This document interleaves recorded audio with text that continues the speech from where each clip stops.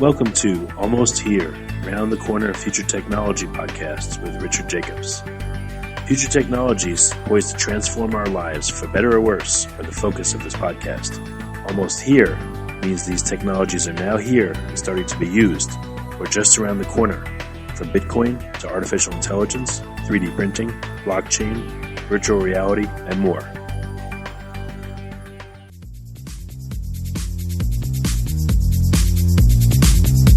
Coming to Dallas, Texas, September 14th, 15th, and 16th, 2018, the Blockchain and Future Tech Expo. This is going to be a gigantic conference of over 5,000 people.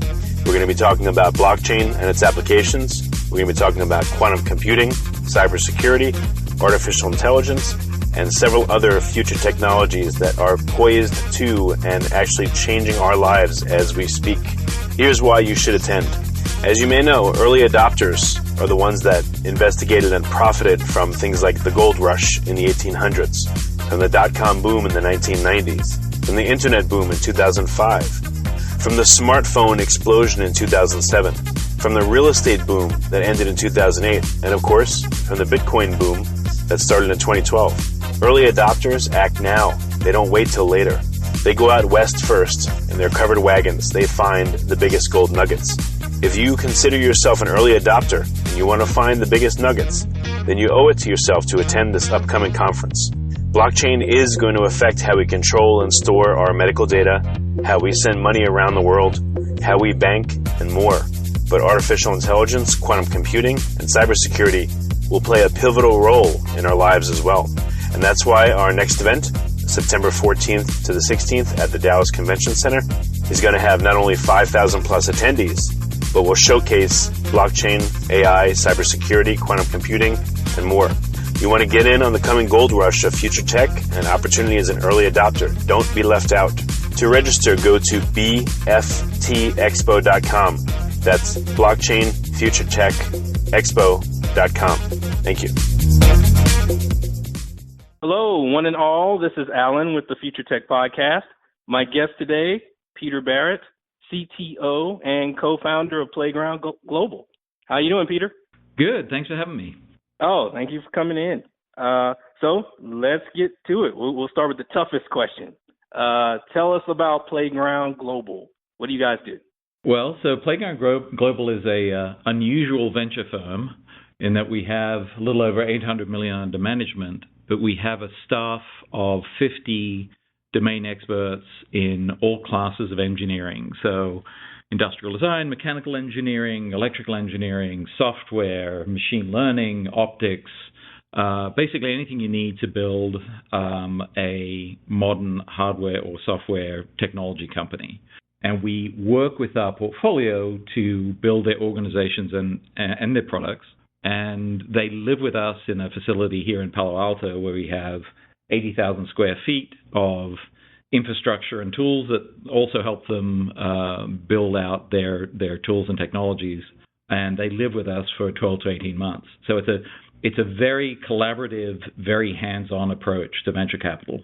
Ah, okay. And I was just briefly looking through your website, and it seems that you guys have a pretty kind of an open pitch process, or just tell us a little bit about the pitch process.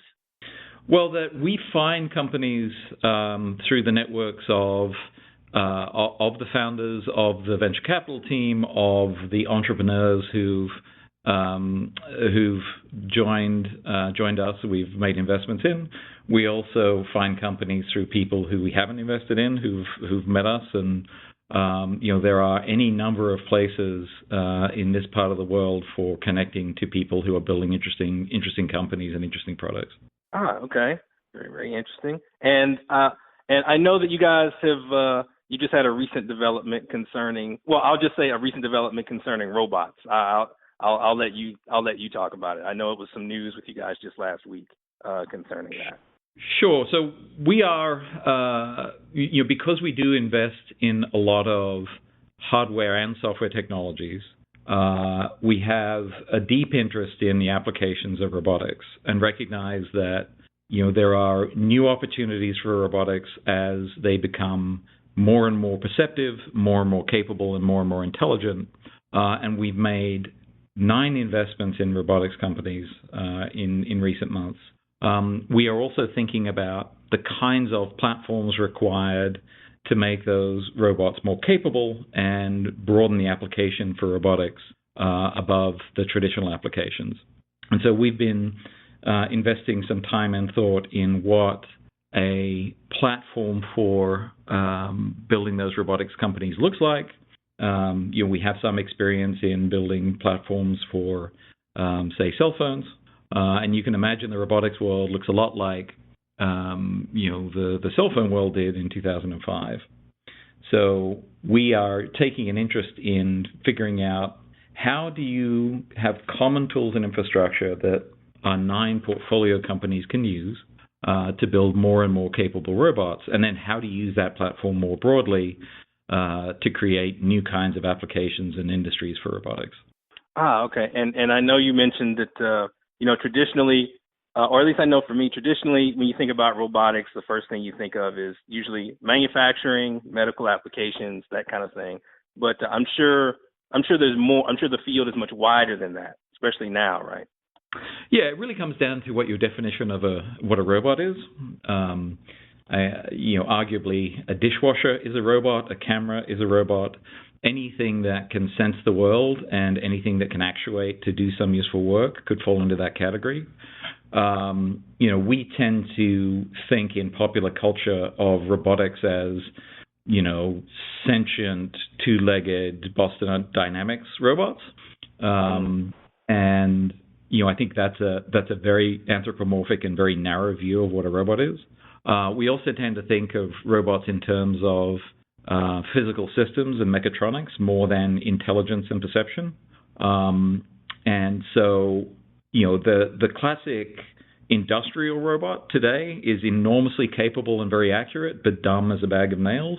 A lot of the robots we see in articles about the threat of AI actually don't have any AI in them at all and are just tour de force achievements in controls, but really aren't very clever. So I think we have to broaden our definition of what a robot is and also recognize that they are going to collaborate in ways that we humans or animals can't, and we need to provide the infrastructure in order to let them do what they're really, really good at, which will be sharing knowledge and learnings across heterogeneous hardware, and that allows them to do things they currently aren't doing today and that we aren't physically capable of as humans. So if on a wide scale, if we were to really get a full understanding of really what robots are and what they aren't, that would probably go a long way to diffusing all that, the conspiracy theorists who every time there's an advance, they want to say that we're heading toward the Terminator or something, or we're heading toward Skynet or something. Right. I usually hear somebody always saying that. Yeah, I think when you have a mental picture of what Skynet is, it looks more like a laptop than it does a Boston Dynamics robot. And I think that there is enormous potential for creating wealth and for providing things that we are struggling to get today with new kinds of robotic systems which have simple hardware and very sophisticated intelligence behind them, but not a AGI general intelligence, but an intelligence that allows a robot to pick a lettuce and understand that the lettuce is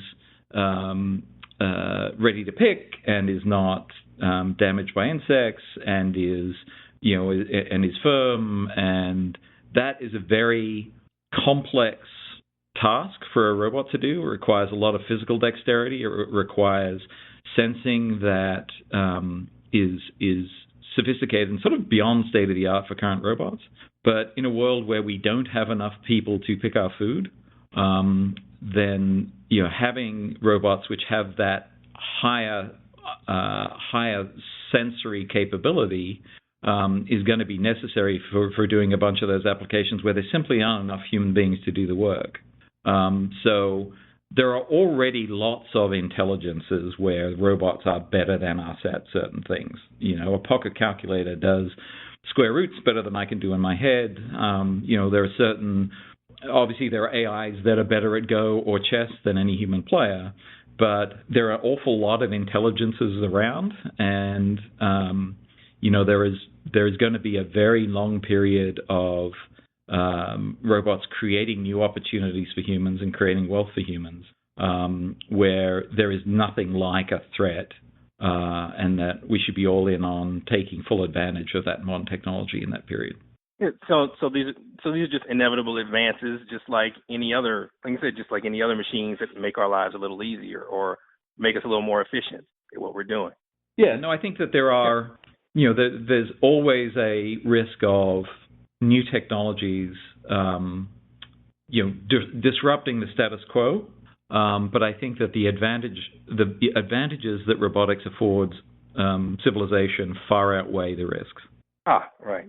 And in terms of the near-term future of this industry, I guess one big question I had is which developments do you think are more realistic in the near term versus the ones that are just so ambitious that they're unlikely to happen? Well, I think we've all been, very interested in and amazed by the huge success in perception for machine learning and its application in robotics.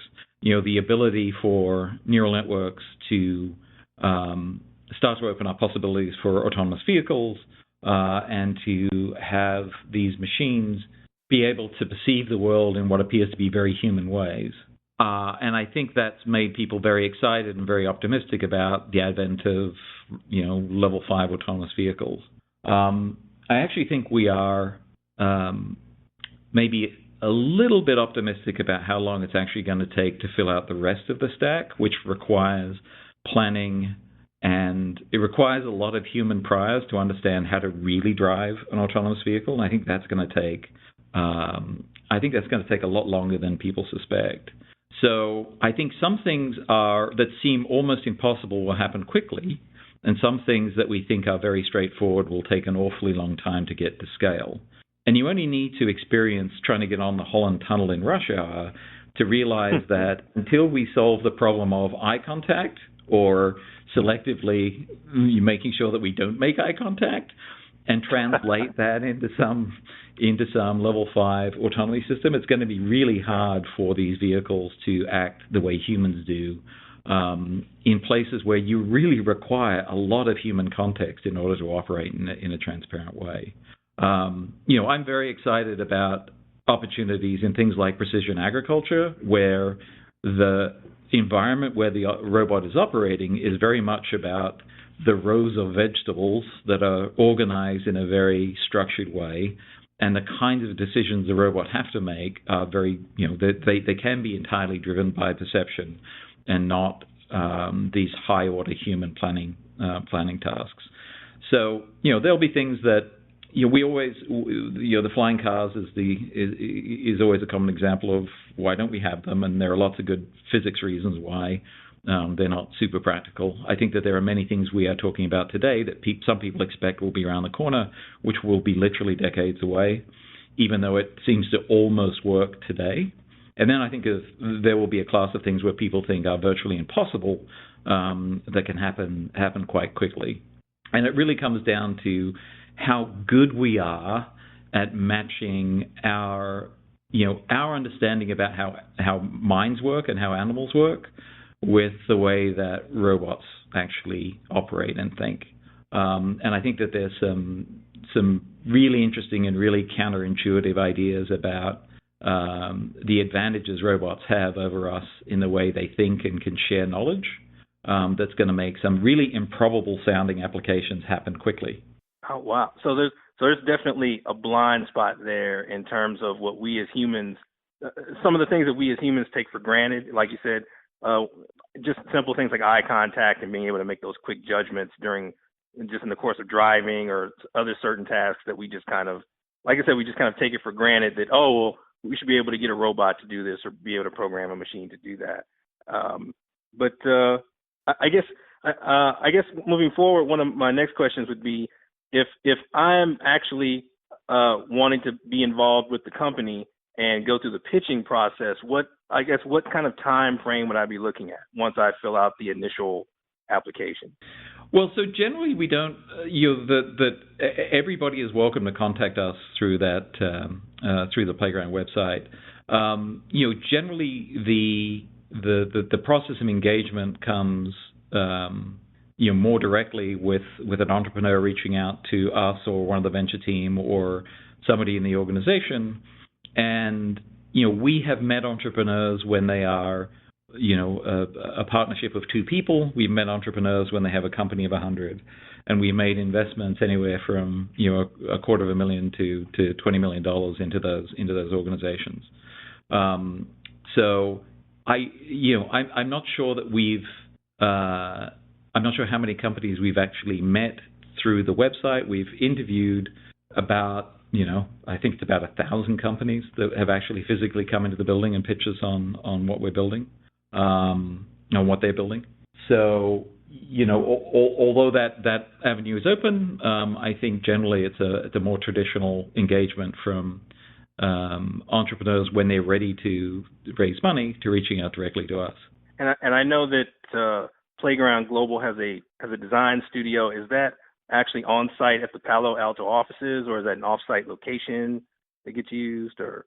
Yeah, so we have a 80,000 square foot facility here in Palo Alto, and that includes, the engineers and, program management and industrial design and mechanical engineering, and all of those folks are physically in the building here in Palo Alto. So sometimes we collaborate very directly with a company and actually work as virtual employees in those portfolio companies to build hardware, software, to design products, and sometimes it's much more an advisory role around architecture, around recruiting, and that there are obviously periods of in development of a company. There are periods of maximum pressure where an organization will need the maximum amount of help, and that by having, I think we have 10 companies in the building today.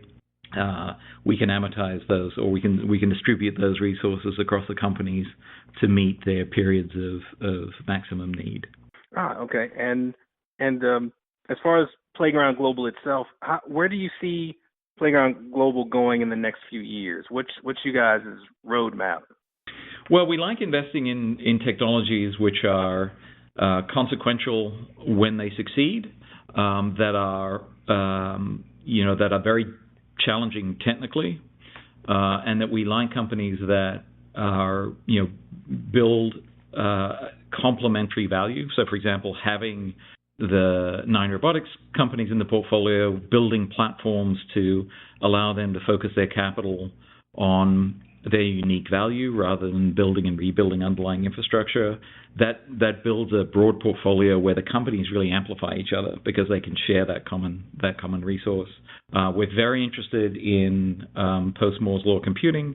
We're very interested in what happens in optical and quantum computing because we think that unlocks not only big companies but entire industries.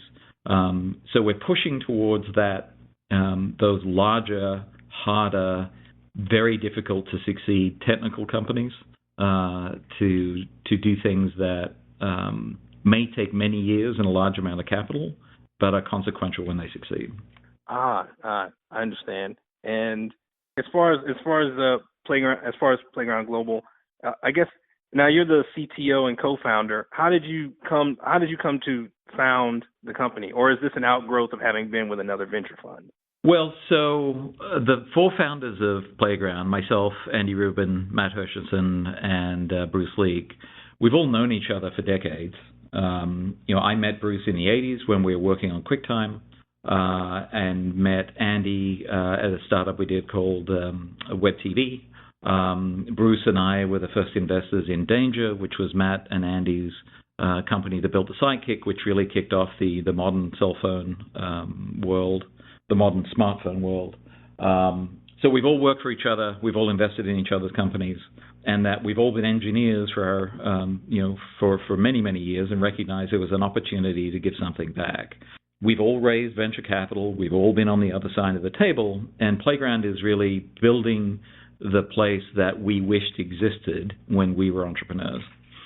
So, and that technical depth and that technical background, which is reflected not just in the founders but in the studio team, gives entrepreneurs who are trying to do something with a real technical barrier a leg up, and allows small companies to punch well above their weight, because somebody in this group of people who ship literally billions of devices know how to solve that problem that they are facing, and that we can greatly amplify our capital by having these guys who are, who've done it over and over again. There is a resource to help make the entrepreneur successful.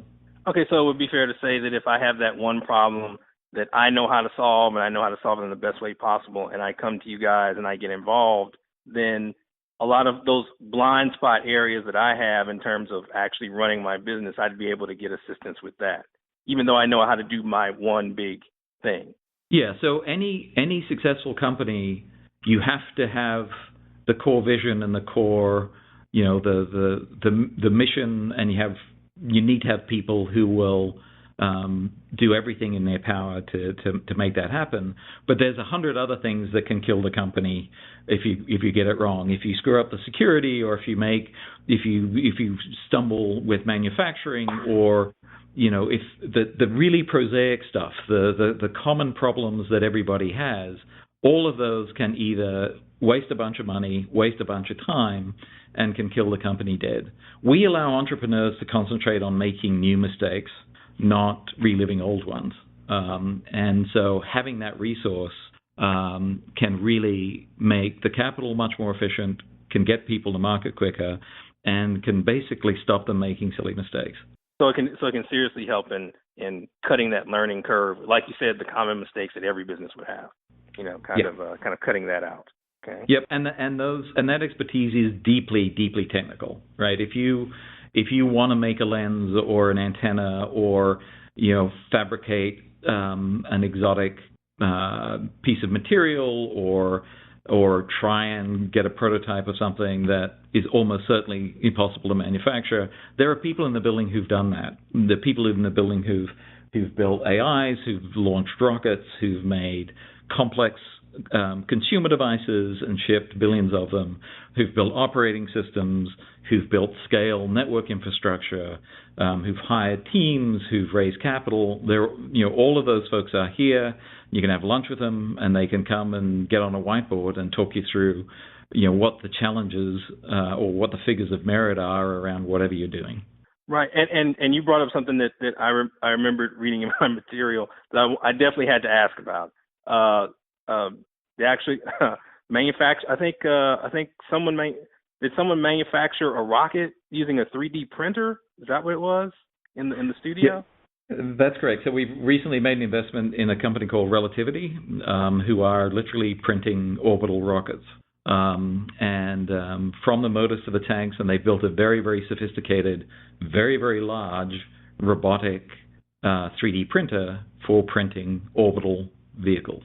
Yes, I definitely would have kicked myself if I hadn't asked you about that. That's not something you can read and say, I'll just skip over that.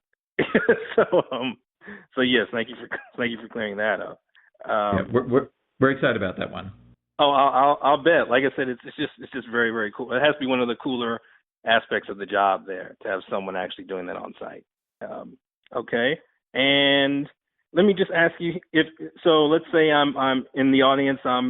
You have a bunch of entrepreneurs who feel like they're just in the right space. They're ripe. They're ready to get with an organization like Playground. And we've already mentioned this before, but I want to talk about it just one more time. What's the best way to get in touch with you guys? Well, so there is email on the website that does get to the deal team, but I think one of the figures of merit of an entrepreneur is knowing how to get in touch with the right team, and I'm sure that if you have the tenacity and the focus to be creating something great, they'll know how to get to us. I love that answer. So again, I just wanted to thank you, Peter, for coming on the podcast. and we appreciate your time and your wisdom. We feel like we've learned a lot here. No, this is fun. Delighted to be on. Oh, all right. Well, again, like I said, thanks, and we'll talk to you later. Great. Cheers. Coming to Dallas, Texas, September 14th, 15th, and 16th, 2018, the Blockchain and Future Tech Expo. This is going to be a gigantic conference of over 5,000 people. We're going to be talking about blockchain and its applications. We're going to be talking about quantum computing, cybersecurity, artificial intelligence, and several other future technologies that are poised to and actually changing our lives as we speak. Here's why you should attend. As you may know, early adopters are the ones that investigated and profited from things like the gold rush in the 1800s, from the dot-com boom in the 1990s, from the internet boom in 2005, from the smartphone explosion in 2007, from the real estate boom that ended in 2008, and of course, from the Bitcoin boom that started in 2012. Early adopters act now. They don't wait till later. They go out west first. In their covered wagons, they find the biggest gold nuggets. If you consider yourself an early adopter and you want to find the biggest nuggets, then you owe it to yourself to attend this upcoming conference. Blockchain is going to affect how we control and store our medical data, how we send money around the world, how we bank, and more. But artificial intelligence, quantum computing, and cybersecurity will play a pivotal role in our lives as well. And that's why our next event, September 14th to the 16th at the Dallas Convention Center, is going to have not only 5,000 plus attendees, but will showcase blockchain, AI, cybersecurity, quantum computing, and more. You want to get in on the coming gold rush of future tech and opportunity as an early adopter. Don't be left out. To register, go to bftexpo.com. That's blockchainfuturetechexpo.com. Thank you. You have been listening to Almost Here, Around the Corner Future Technology podcast with Richard Jacobs. Subscribe to this podcast, post a review to discover more future technologies that are poised to transform our lives for better or worse, such as Bitcoin, artificial intelligence, 3D printing, blockchain, virtual reality,